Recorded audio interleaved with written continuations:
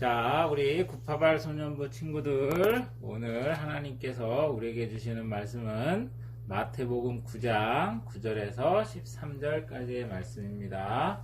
자, 우리 부모님들과 성경책 말씀 잘 읽었죠? 네, 목사님이 성경을 다 읽을 수도 있지만, 그리고 찬송가도 우리가 이렇게 다 예배 동영상에 넣을 수 있지만 안 넣는 이유는 부모님들과 함께 가정에서 예배 드리는 그런 습관을 들이기 위해서 그런 거니까 우리 친구들 그 예배 순서지에 보내준 그 순서대로 부모님들과 함께 찬양하고 사도신경하고 기도하고 성경 읽고 그리고 이렇게 예배 설교 말씀 잘 듣기 바랍니다. 자, 오늘 우리에게 주신 하나님 말씀은 죄인을 부르신 예수님입니다. 오늘 그 성경 본문에 마태라는 그 세리가 나옵니다. 세리는 지금 쉽게 얘기하면 세무사인데요. 세금을 걷는 사람입니다. 그런데 지금의 세무사하고 조금 다른 것은 예수님 당시의 세리들은 로마인들을 위해서 세금을 착취하던 그런 사람들이었습니다. 당시 이스라엘은 로마의 지배를 받고 있었는데요.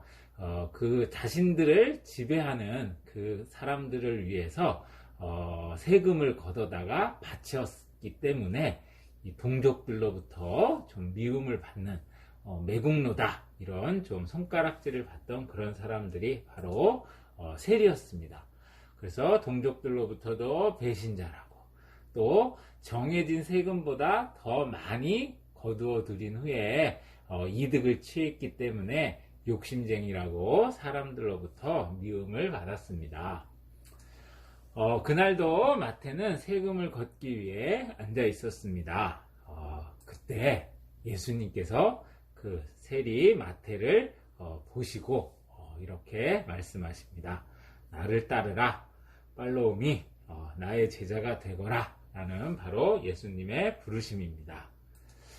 자, 이 말씀을 듣고 마태는 아마 갈등했을 것 같아요. 예수님을 따르면 지금 벌어들이고 있는 또 지금까지 모아둔 이 많은 돈은 다 어떻게 하지?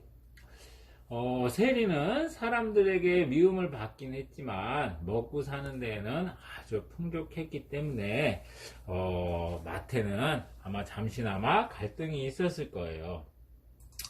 그렇지만 마태는 벌떡 일어나서 예수님을 쫓았습니다. 이 세상 것들에 대한 미련, 집착을 갖지 않았는데요.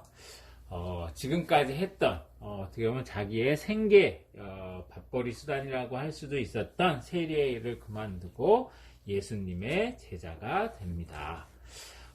우리가 이런 모습을 통해서 연상되는 것은 바로 예수님의 제자들이죠. 예수님의 제자들도 처음 예수님의 부르심을 받았을 때 자기의 생계수단이었던 배와 그리고 그물을 버려두고 예수님을 쫓았던 모습들을 연상하게 됩니다. 그래서 우리가 예수님을 따르기 위해서는 목사님이 지난주에 얘기했던 것처럼 예수님을 가장 귀한 보물로 그래서 천국 보물을 얻기 위해서는 그 외에 부수적인 것들은 가차없이 포기하고 내려놓을 줄 알아야 천국의 보물을 또 예수님이라는 가장 값진 선물을 우리가 얻을 수 있게 됩니다. 자, 그리고 마태는 예수님을 다른 데에서 그치지 않고 예수님과 제자들을 식사 자리에 초대해서 대접을 했습니다. 근데 그 식사 자리에는 예수님과 그 12 제자뿐만 아니라 마태의 친구들이 함께 와서 식사를 했었는데요. 그때 이 마태의 다른 친구들은 성경에 보면 죄인들이다 라고 이렇게 기록되어 있습니다. 왜 마태의 친구들은 세리와 죄인들이라고 표현을 했을까요? 자, 세리였던 마태의 친구들이 왜 죄인들이었을까? 성경에 그렇게 기록한 이유는 조금 목사님 서두에 얘기했던 그 배경을 이해하면 왜 그래? 세금을 걷고 있었습니다. 그래서 로마 사람들은 이스라엘로부터 인두세, 도로세, 물품세, 수도세 등 여러 세금을 거뒀고요. 또 종교 지도자들은 성전세니 봉헌 의무 등으로 인해서 실제로 이스라엘 백성들은 아주 가난에 찌든 생활을 했습니다. 그래서 이러한 세금을 걷는 사람들이 바로 마태와 같은 세리들이었기 때문에 이스라엘 사람들은 당시 마치 속담처럼 격언처럼 무슨 얘기가 있었냐면 세리와 창녀와 사마리아인들에게는 거짓말을 해도 죄가 되지 않는다, 이런 말을 할 정도로 이 세리들을 죄인 취급을 했습니다. 마태도 그런 세리였기 때문에 일반인들로부터 백성들로부터 따돌림을 받았기 때문에 세리들은 자연스럽게 그 당시 죄인들로 취급받았던 창녀나 거지나 이런 범죄자들과 사귈 수밖에 없었습니다. 그래서 마태의 친구들은 바로 그런 죄인들이라는 그런 표현을 성경에선 썼고요. 그리고 오늘 놀라운 모습은 바로 예수님께서 그런 마태와 당시 죄인들로 손가락질 받던 그의 친구들과 함께 식사를 하셨다는 것입니다. 자, 이에 대해서 당시 바리새인들은 지도자들이었죠. 이스라엘 사회에 예수를 두고 예수님을 향해서 제자들에게 이렇게 말합니다. 어찌하여 너희 선생님 예수는 이 세리와 죄인들과 함께 식사하느냐? 당시 사람들은 이 죄인들과 함께 식사하면 그 부정이 옮는다, 부정한 것이 내 몸에 옮긴다, 이런 의식들을 갖고 있었거든요. 자, 이에 대해서 예수님께서 뭐라고 말씀하시느냐? 이렇게 말씀하십니다. 건강한 사람은 의사가 쓸데없고 병든 자에게 필요하니라. 나는 의인을 부르러 온 것이 아니라 죄인을 부르러 왔노라. 그렇죠. 의사가 필요한 사람은 건강한 사람이 아니라 아픈 사람이겠죠.